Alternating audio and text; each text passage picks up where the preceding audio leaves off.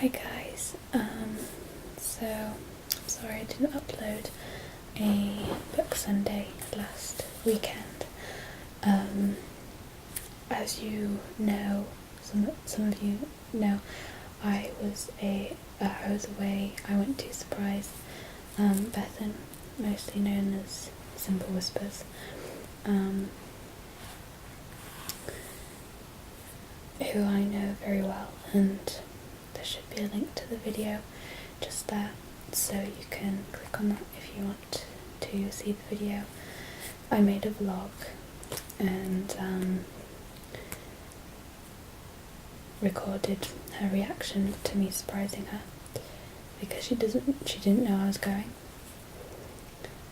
Also, I'd like to apologise. I am really tired, so if I don't get too much read, I'm sorry.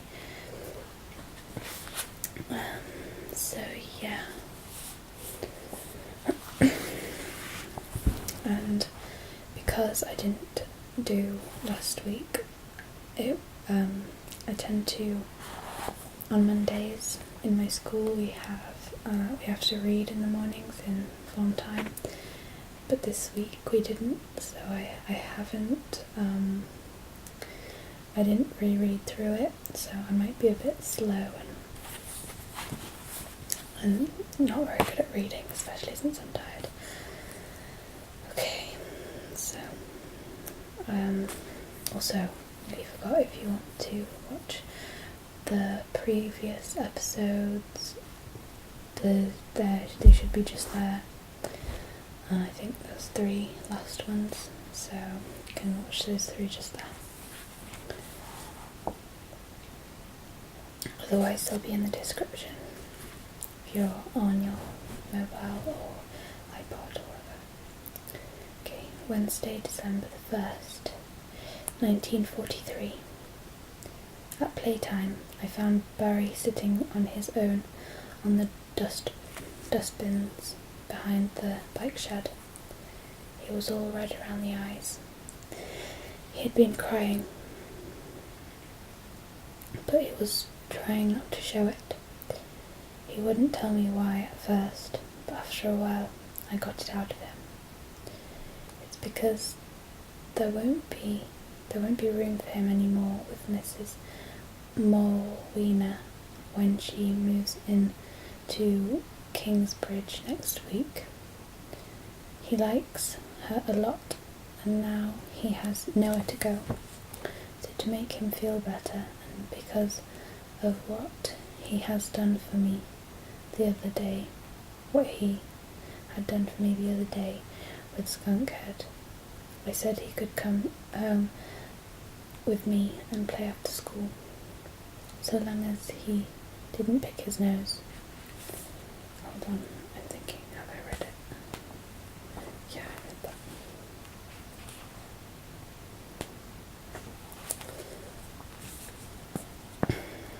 He perked up after that, and he was even chirpier when he saw the cows and the sheep.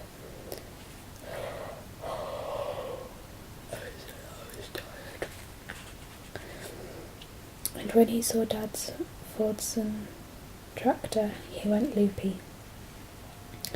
It was like he had been going on. Sorry. It was like he had been given a new toy of his own to play with. I couldn't get him off it.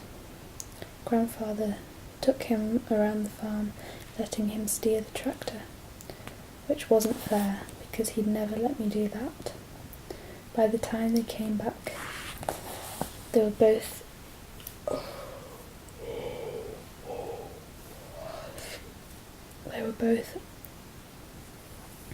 them as happy as larks. I haven't heard Grandfather laugh so much in ages. Barry tucked into Grandma's cream sponge cake, slice after slice of it, and all the time he never stopped talking about the tractor and the farm, and no one told him not to talk with his mouth full, which wasn't fair either, because Mum's always ticking me off for that. He'd have scoffed the lot if Mum hadn't taken it away. He still smiles.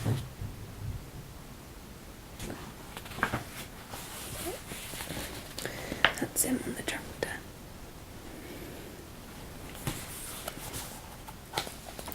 He still smiles at me, but I don't mind so much now. In fact, I quite like it really. Afterwards, when we were talking together down the lane at the farm gate, he seemed suddenly down in the dumps. He hardly said a word all the way. Then suddenly he just blurted it out. "I could come and stay," he said. "I wouldn't be a nuisance, honest. I wouldn't pick my nose, honest." I couldn't say no, but I didn't want to say yes. Not exactly. I mean, it was like having a brother in the house. I never had a brother, and I wasn't sure I wanted one, even if Barry was my best friend now, sort of. So I said maybe. I said I'd ask, and I did at supper time. Grandfather didn't even think about it. The lad needs a home, doesn't he? He said. We've got a home. He needs feeding. We've got food. We should have had one of those evacuee children before, but I never liked townies much till now. This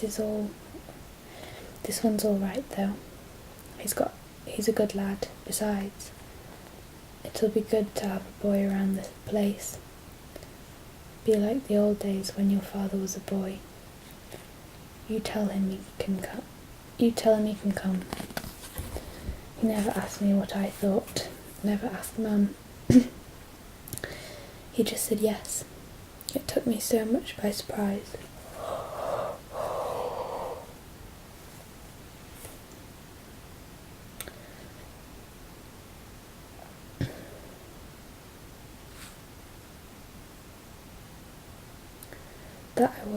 That I wasn't ready for it, and neither was Mum.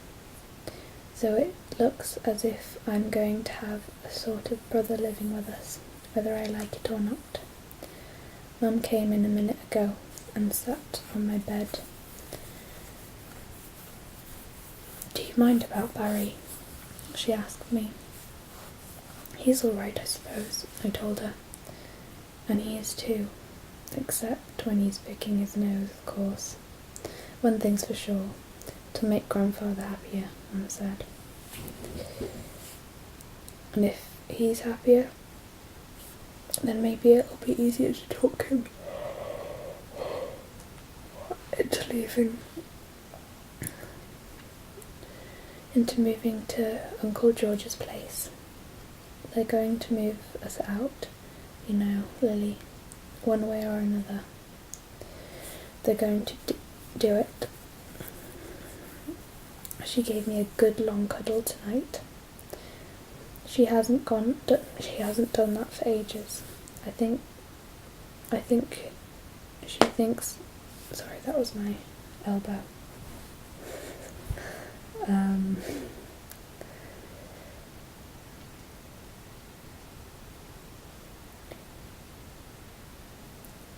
I think she thinks I'm too old for it or something, but I'm not. I haven't had my nightmare about Dad. Sorry guys. For a long time now, which is good, but I haven't thought much about him either, which is not so good.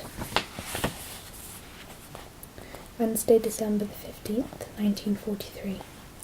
Barry moved in this afternoon. He walked home with me from school carrying his suitcase. He skipped most of the way. He's sleeping in the room at the end of the passage. Grandfather says that's where Dad always used to sleep when he was a boy. Straight after tea, Grandfather took him out to feed the cows. From the look on Barry's face when he came back, I'm sure he thinks he's in heaven. Like he says, there's no tractors in London. No cows, no sheep, no pigs. He's already decided he likes the sheep best, and he likes mud too. And he likes rolling down the hills and getting his coat covered in sheep poo. He told Mum that brown's his favourite colour because he likes mud and sausages. I learnt a little bit more about him today. He tells Mum more than he tells me, but I listen. He didn't say much about his dad, of course, but his mum works on the buses in London. Clippy, he says. That's someone who sells the tickets. That's about all I know about him so far.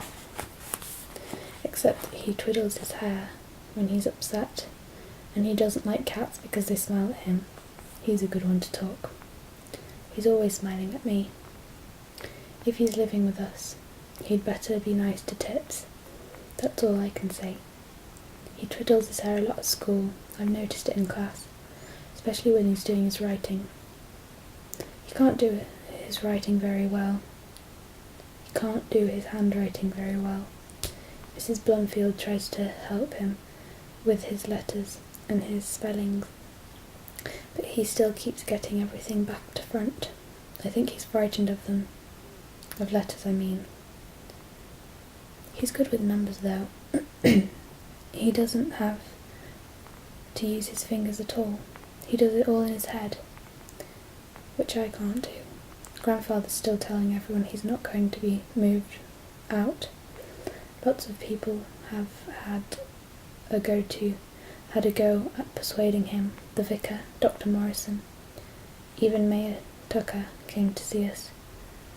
From the mayor house. But Grandfather wasn't budged. But Grandfather won't budge. He just carries on as if nothing is happening. Half the village has moved out now. Include a farmer gent next door. I saw the last of his machinery being taken away yesterday. All his animals have gone already. They went to market last week. His farmhouse is empty. Usually I can see a light or two on in there from my window, but not anymore. It's dark now, pitch black. It's like the house has gone too.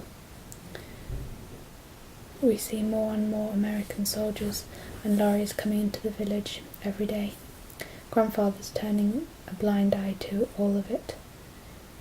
Barry's out with him now. They've gone milking. I saw them go off together a while ago, stomping across the yard in their wellies. Barry looked like he'd been doing it all his life, as if he'd always lived there, as if he was Grandfather's grandson. To tell the truth, I feel a little jealous. No, that's not really true. I feel a lot jealous. I've often thought Grandfather wanted me to be a boy. Now I'm sure of it. Thursday, December the 16th, 1943. When school ends tomorrow, it'll be the end of term, and that's 4 days earlier than we thought. We've got 4 days extra holiday. Hooray, yippee! That's because we've got to move out all the desks and blackboards and the bookshelves, everything, down to the last piece of chalk, Mrs. Blomfield told us. I say Blomfield, but it's actually Blumfeld. Mrs. Blumfeld told us the American soldiers will be coming tomorrow to help us move out. We'll be going to school in Kingsbridge after Christmas.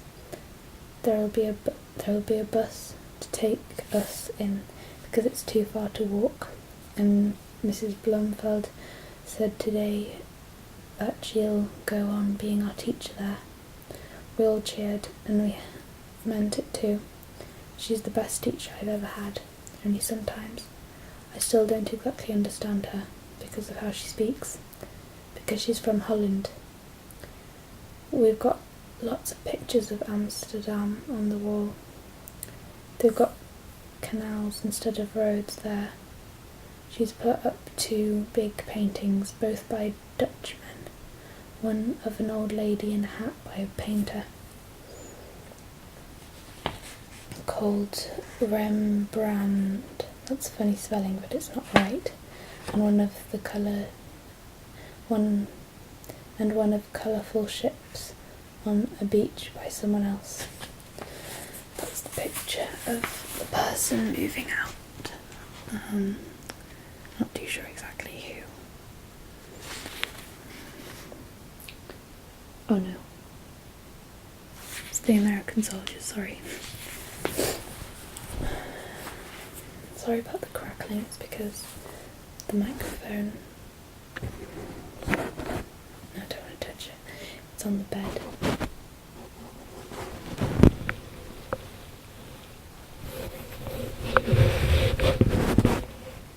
Sorry if that disturbed you.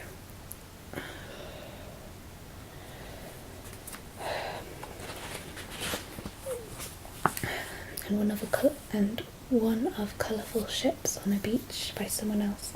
I can't remember his name. I think it's Van something or other.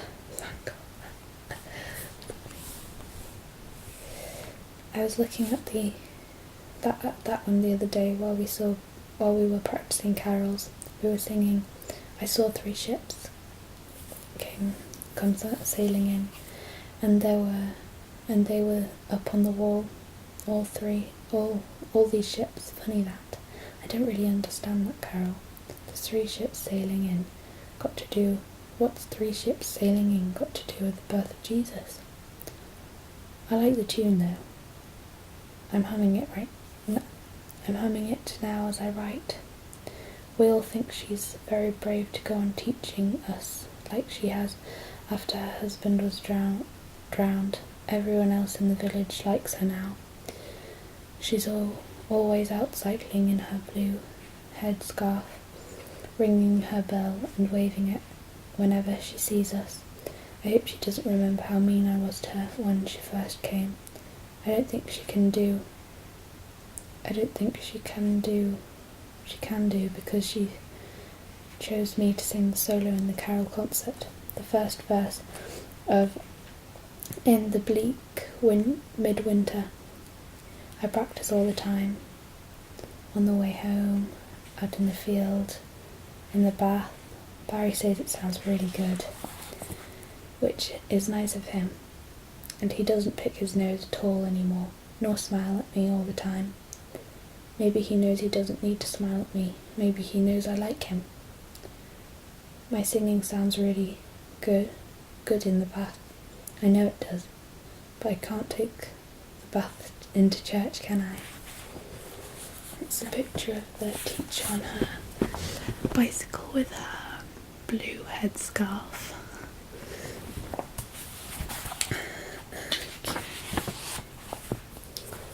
Saturday, December the 18th, 1943. I love Christmas carols, especially In the Bleak Midwinter. I wish we didn't only sing them at Christmas time. We had a carol concert this afternoon in the church, and I had to sing my verse in front of everyone. I wobbled a bit on 1 or 2 notes, but that's because I was trembling all over, like a leaf. Just before I did, Barry told me it sounded perfect.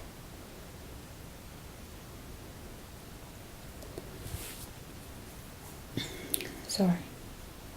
I wobbled a bit on 1 or 2 notes, but that's because I was trembling all over, just like a leaf, just before I did it. Barry told me it sounded perfect, but I knew he said that just to make me happy. And it did, but then I thought about it. The thing is, Barry can sing only on 1 note, so he wouldn't really know if it sounded good or bad, would he?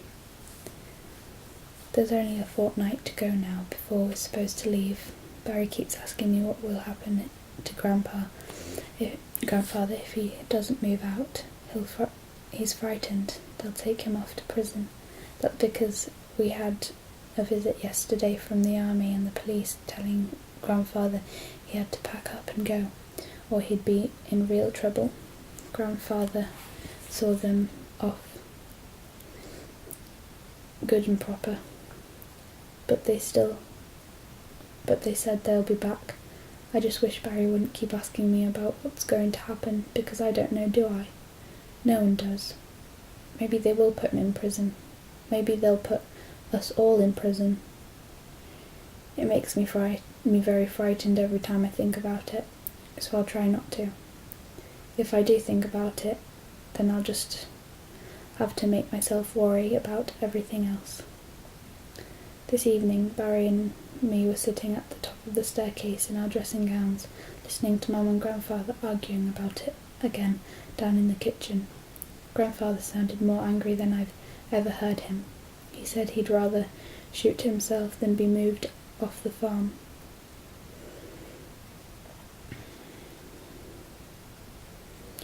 He kept on about how he doesn't hold with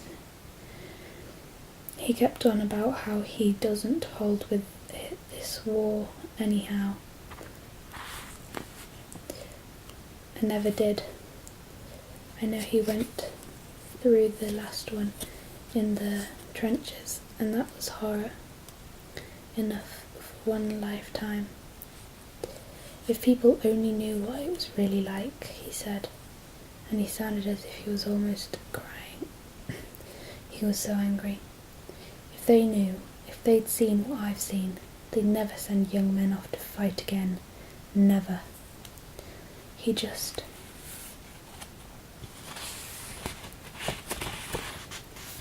wanted to be left alone in peace, to do his farming.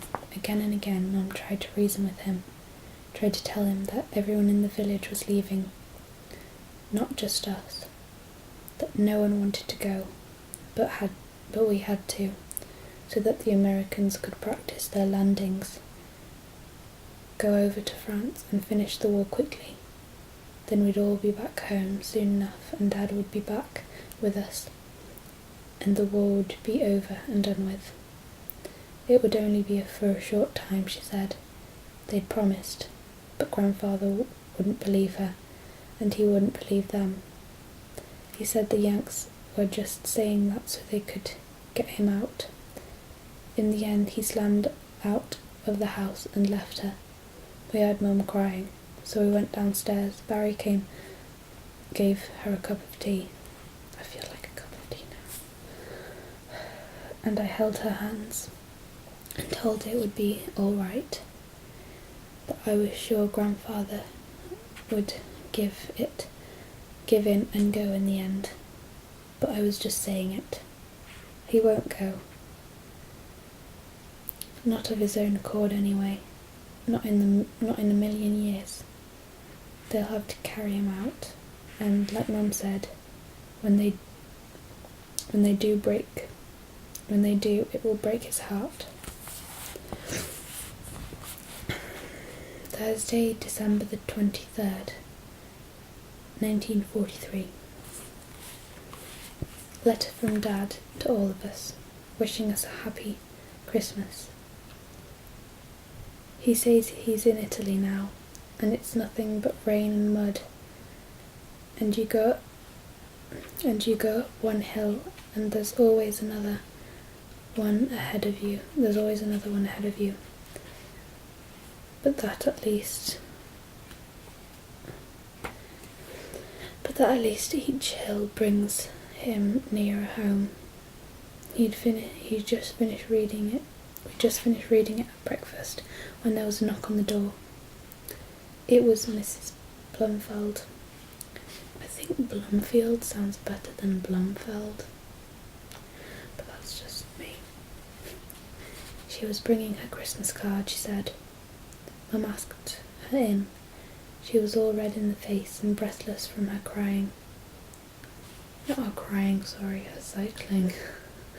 Not another bad news, don't worry guys. It seemed so strange having her here in the house. She didn't seem like our teacher at all, more like a visiting aunt. Tips was up on her lap as soon as she sat down. She sipped her tea and said how nice Tips was, even when she was sharpening her claws on her knees. Then suddenly she looked across at Grandfather. I don't remember everything she said, but it was something like this. Oh, I don't remember everything she said, but it was something like this. "You and me, Mr. Tregenza," she said.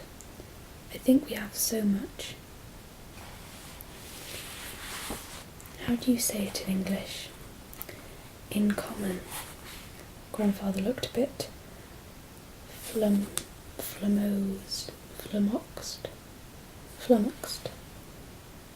Good word, that. "They tell me you are the only one in the village who won't leave. I would be just like you, I think. I loved our home in Holland, in Amsterdam. It is where I grew up, and I loved all I loved was in our home. But we had to leave. We could do nothing else. There was no choice for us because the Germans were coming. They were invading our country. We did what we could to stop them, but it was no good. There were too many tanks and planes. They were too strong for us. My husband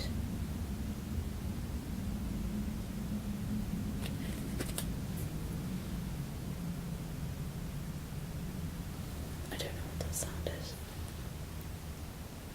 It's something outside.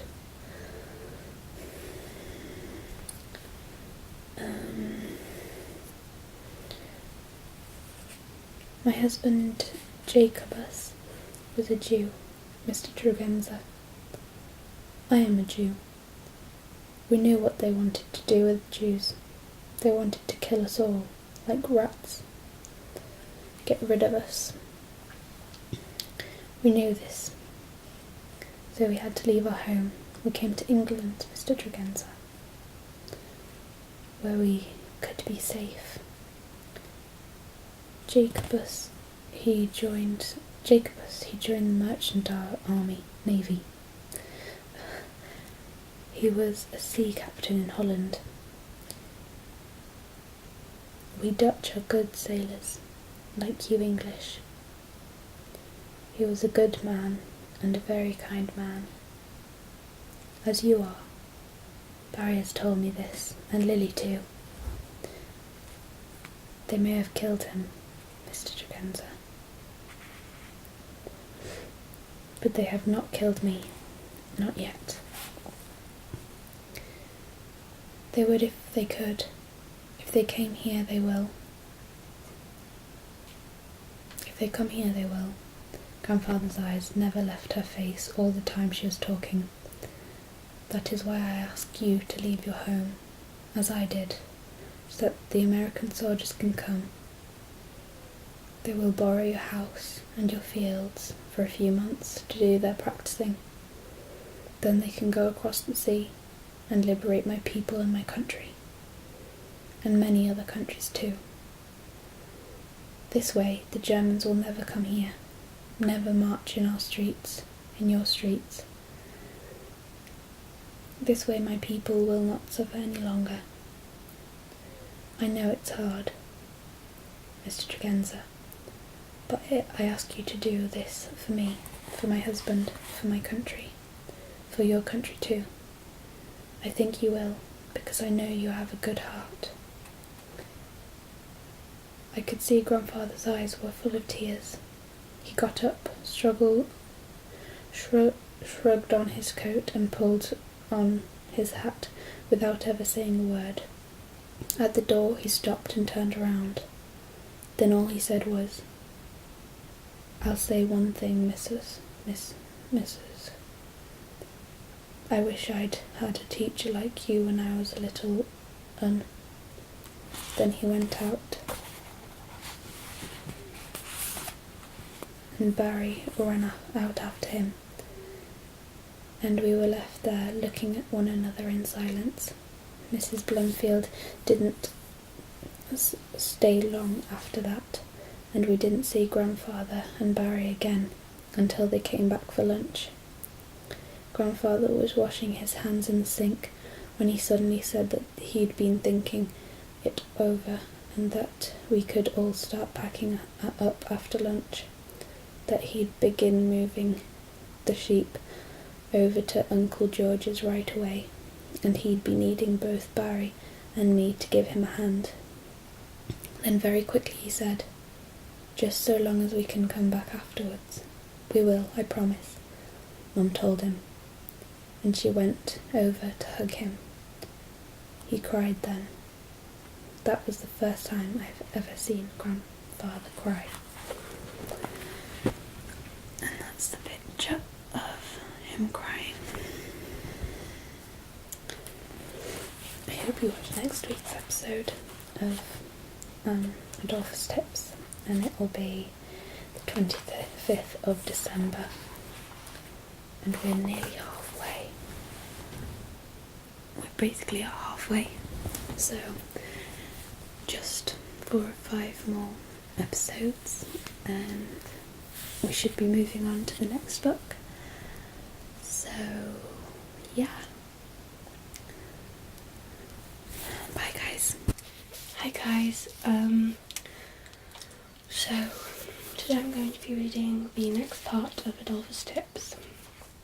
I'm in a different layout because there's a lot of noise in my room from my computer, and I can't do anything about that. And I'm wearing weird headphones because my headphones, one of the ears don't work, so I can't really hear very well. Okay,